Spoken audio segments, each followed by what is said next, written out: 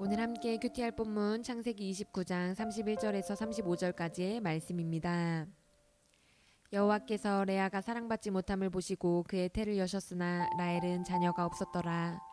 레아가 임신하여 아들을 낳고 그 이름을 르우벤이라 하여 이르되 여호와께서 나의 괴로움을 돌보셨으니 이제는 내 남편이 나를 사랑하리로다 하였더라.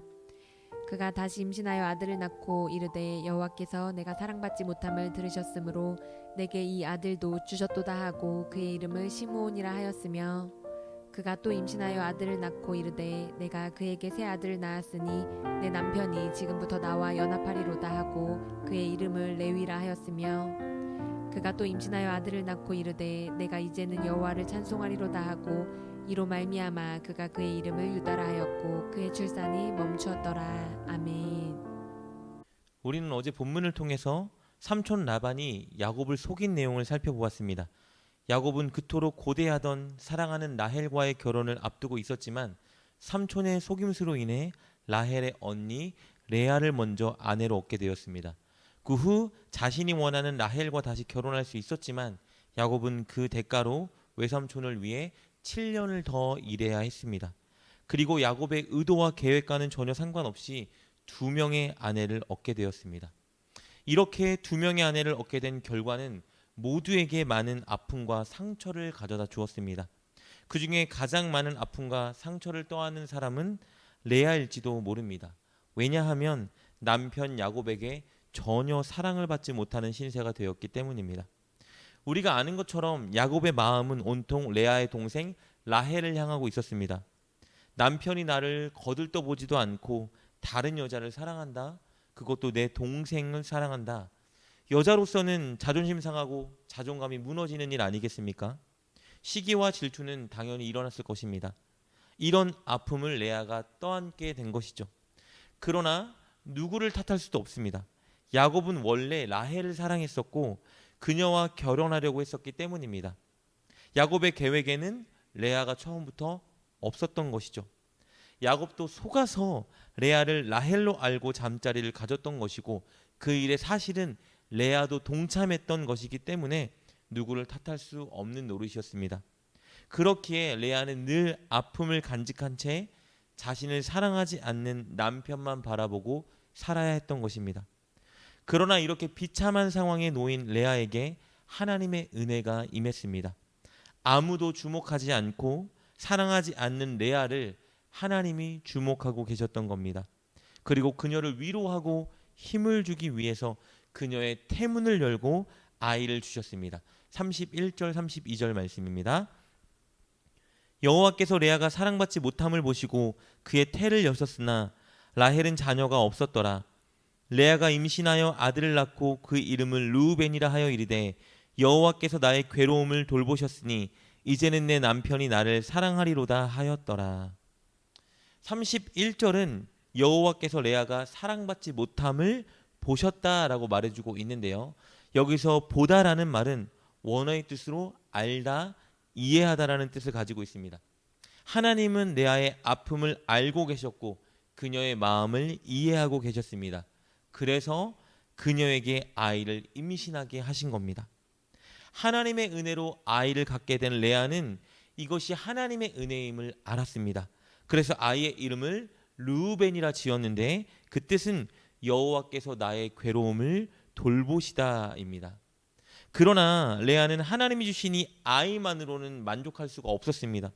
레아가 진짜 원하는 것은 남편에게 사랑받는 것이었기 때문입니다. 그래서 아이를 낳자 레아는 한 가지 소망을 내비치는데요. 남편이 이제 라헬이 아니라 자신을 사랑해 줄 것이라는 소망이었습니다. 이 당시에 가문의 대를 이어받을 상속자를 낳는 것은 여인으로서 할 수 있는 가장 중요한 일 중에 하나였기 때문에 그 일을 한 레아 자신이 이제 남편에게 사랑받게 될 것이라는 소망을 가졌던 것입니다. 그래서 32절 후반절은 이렇게 말해주고 있죠.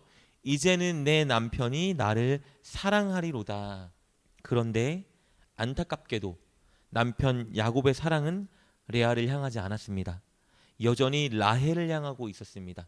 그러자 레아는 하나님이 주셨던 위로와 은혜를 잊고 남편에게 사랑받지 못하는 서러움에 압도당하기 시작했습니다. 기쁨과 감사는 언제 그랬냐는 듯이 사라져버렸고 또 슬픔만 그녀를 압도해버렸습니다. 그렇게 다시 서럽고 외로운 삶을 사는 그녀가 하나님의 은혜로 또 임신하여 아이를 갖게 됩니다. 우리 33절 말씀입니다. 그가 다시 임신하여 아들을 낳고 이르되 여호와께서 내가 사랑받지 못함을 들으셨으므로 내게 이 아들도 주셨도다 하고 그의 이름을 시므온이라 하였으며, 이번에도 아이를 갖게 된 것도 하나님이 주신 은혜 덕분이었습니다. 물론 레아도 그것을 알았습니다. 그래서 둘째 아들의 이름을 시므온이라고 지었는데요, 이 뜻은 여호와께서 내 고통을 들으셨도다입니다. 하나님이 그녀의 고통을 들으셨고 아이를 주신 겁니다. 그러나 여전히 남편 야곱의 사랑은 레아를 향하지 않았습니다.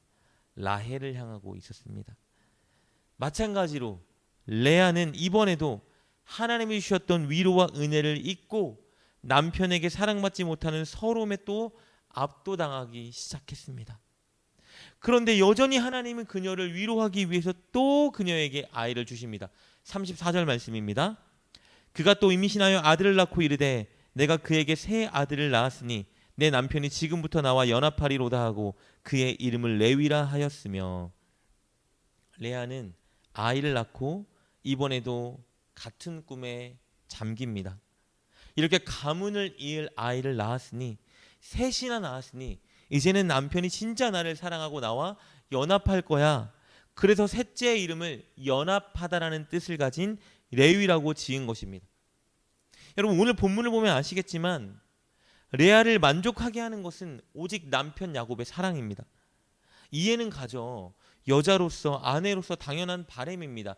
그러나 문제는 무엇이냐면요, 남편 야곱이 자신을 사랑해주지 않는다는 현실이 하나님을 향한 감사와 찬양의 고백을 계속해서 부재하게 만들고 있다는 것입니다.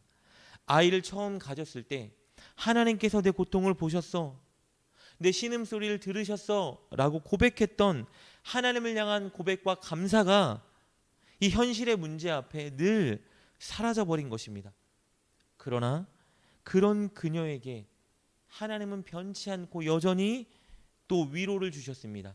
아이를 또 주신 것입니다. 그리고 이제야 레아는 이전과 다른 모습을 보여줍니다. 35절 말씀입니다. 그가 또 임신하여 아들을 낳고 이르되 내가 이제는 여호와를 찬송하리로다 하고 이로 말미암아 그가 그의 이름을 유다라 하였고 그의 출산이 멈추었더라. 그녀는 넷째 아이 유다를 낳고서야 비로소 남편에게 사랑받고자 하는 강박을 벗어던지게 됩니다. 그리고 하나님의 은혜를 바라보게 되었습니다. 그래서 여호와를 찬송하리로다라는 이름을 아들에게 준 것입니다. 오늘 본문의 이 레아의 모습은 우리들의 모습과 참으로 흡사합니다. 우리가 힘들 때, 서러울 때, 도움이 필요할 때 하나님은 언제나 우리를 찾아와 위로해 주셨고 힘을 주셨고 우리의 필요를 채워주셨습니다. 은혜를 주신 것이죠. 그때 우리는 하나님의 은혜에 감격하고 감사하지만 시간이 조금 지나고 또 다른 문제를 만나거나 혹은 내가 원하는 바람과 소망이 이루어지지 않으면 우리는 다시 좌절하고 낭망의 자리에 서곤 한다는 것입니다. 하나님이 주셨던 은혜와 하나님의 도움을 바라보기보단 현재의 문제 앞에, 현재의 환경에 완전히 압도되어 또 낭망하는 자리에 선다는 것이죠. 그래서 우리가 늘 잊지 않고 되뇌이며 고백해야 되는 것, 의식적으로 찬양해야 되는 것이 있습니다. 그것은 바로 하나님의 은혜입니다. 날마다 하나님이 주셨던 은혜들을 감사하고 되뇌기고 찬양해야 하는 것입니다. 그럴 때 우리 삶의 어려운 문제 앞에서 우리는 하나님을 잊지 않고 더 의지하고 바라보게 될 수 있을 것입니다. 오늘 여러분에게 크고 작게 주셨던 하나님의 은혜들을 한번 기억해 보았으면 좋겠습니다. 그때의 감격과 그때의 위로를 회복하기 위해 기도해 보는 건 어떨까요? 그리고 오늘부터 다시 그것들에 대해 감사하고 찬양해 보십시오. 반드시 힘겨운 문제를 견디고 이겨낼 수 있는 소망과 위로를 회복하게 될 것입니다. 오늘 하루 그렇게 하나님의 은혜를 기억하고 찬양하는 여러분 되시길 주님의 이름으로 축복합니다. 기도하겠습니다. 단 하루도 빠짐없이 늘 우리에게 은혜를 베풀어 주신 하나님, 우리가 하나님께 위로받고 감격하고 감사했던 순간들을 다시 기억하게 하여 주옵소서. 그때의 감격과 하나님을 향한 감사의 고백이 오늘 우리에게 다시 회복되어 앞으로 주님 앞에 가는 그날까지 감사와 찬양을 멈추지 않게 하여 주옵소서. 예수님의 이름으로 기도드립니다. 아멘. 오늘 말씀을 통해 깨닫고 결단한 것은 무엇입니까? 그것을 붙들고 하나님께 기도합시다. 그리고 그렇게 실천하며 하루를 살아가는 여러분 되시길 주님의 이름으로 축복합니다.